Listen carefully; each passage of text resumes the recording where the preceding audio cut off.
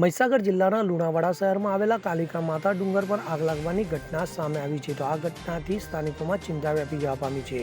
લુણાવાડા શહેરના મધ્યમાં આવેલા આ ડુંગરના નીચલા ભાગે કોઈ અગમ્ય કારણોસર આગ ભભૂકી ઉઠી હતી. તો થોડા જ સમયમાં આગે વિકરાળ સ્વરૂપ ધારણ કરી આખા ડુંગરને પોતાની ઝપેટમાં લઈ લીધો હતો. તો આગ નીચેથી ફેલાઈને ઉપર મંદિર સુધી પહોંચી ગઈ હતી. તો સ્થાનિક લોકોએ આ મામલે તાત્કાલિક ફાયર વિભાગને જાણ કરી હતી. તો માહિતી મળતા જ લુણાવાડા ફાયર વિભાગ અને વન વિભાગની ટીમ ઘટના સ્થળે દોડી ગઈ હતી.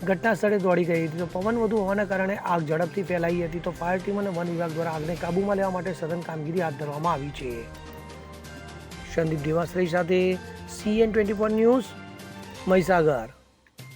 હવે જુઓ દેશ દુનિયાની તમામ ખબરો તમારી આંગળીના ટેરવે.